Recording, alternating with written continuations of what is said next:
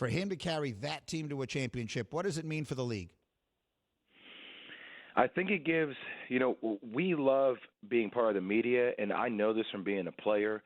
Any player that tries to tell you that he's not influenced by the media, they're not telling you the truth, because what happens is the media, even if the player doesn't listen to the media, you still have friends and family. You still have agents. You still have people that listen to what people's takes are. And one of the things that happens in the media is that we constantly play this game of shuffle, where we're trying to put, we're already trying to put Dame on the New York Knicks, or we're trying to put Dame on the Los Angeles Lakers. And what happens, when you do that time after time after time, eventually that gets to the player. And the player has to start thinking about, do I want to do it my way, or will it be better if I have a change of scenery, not only location-wise, but with my GM and with my ownership group and with other players that seem to have the same kind of mindset and goal-oriented as I am. And for a guy like Giannis, for it to pay off, because let's be honest, this paid it off. A year ago when he signed a Supermax deal, Greeny, I went on TV and I received a lot of flack, but it's the reality of the nature that, certain franchises have certain time lengths, right, where players of that caliber say, if you don't start winning championships in 2 or 3 years, you're starting to look at, all right, is this the right coach? Is this the right GM? Is my ownership really committed to what I want to do? Do I need to look somewhere else?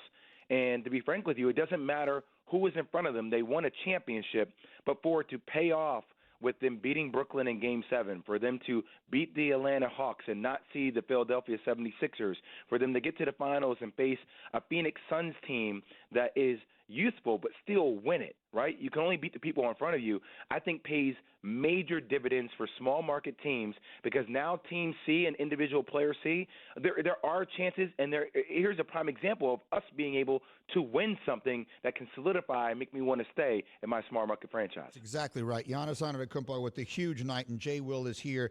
50 points, 14 rebounds, 5 blocks. He's the first player with that stat line, 50, 10, and 5 blocks, since blocks were first tracked in the early 70s. He's the 7th player to score 50 points in a finals game. He's the 2nd player in history with 3 40-point, 10-rebound games in a single finals, joining only Shaq in 2000. So just as one who knows the game and has lived the game your entire life, how would you describe the show he just put on for 6 games, and in particular last night? Greeny, you know how there's those old sayings that say you got to get the most out of life? Yeah. Isn't that so applicable to Giannis in the game of basketball? You have to get the most out of the game. I've seen a lot of superstars in my life.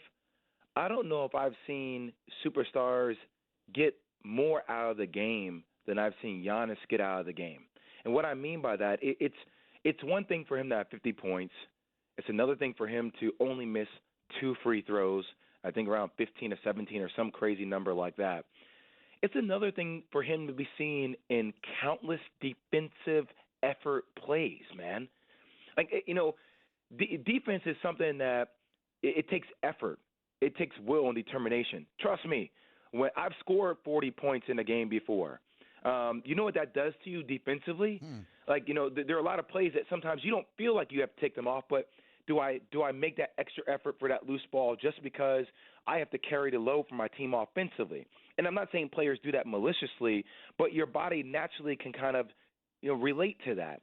Whereas I'm watching this guy chase down blocks, be involved in defensive plays, diving on the floor for the loose ball. The amount of energy exerted each and every possession. I've never seen an NBA superstar at that caliber give that much to the game on the defensive end. And it proves that you can do anything you put your mind to, because this guy is one of the greatest dominant players we've ever seen in the game. And I'm just glad that finally now it takes 50 points and 14 rebounds and an NBA championship for other people to finally give this man the respect that he's deserved. And I know we like to say, hey, you need accolades in order for us to get your attention, for him to get our attention like that. But Green, he's always been that caliber player, but now he has the accolades to actually sit there and stare at you and say, now what else can you say about me? Jay Will on the Goodyear Hotline, helping you discover the road ahead. Goodyear, more driven. I think it's especially, your point is especially good considering the disappointments in the postseason of each of the last 2 years when they were supposed to get to the finals 2 years ago. We're up 2-0 on Toronto. They were supposed to go a lot deeper in the playoffs at minimum in the bubble last year than they did, getting knocked out quickly. And so my last question I want to ask you here is about his game. You know, he was a guy who I think took some time for it all to click and figure out, wait a minute, what I really am is a center. He wanted to shoot the threes. He wanted to be, as Cassidy put it with me on TV earlier this week, he wanted to be more Kobe than Shaq, and he needs to figure out that he's more Shaq than he is Kobe. Now that he seems to have figured that out, planted himself in the paint, just dominating the painted area on both sides. What's about to happen here? Is this a team that we're going to see back in this spot?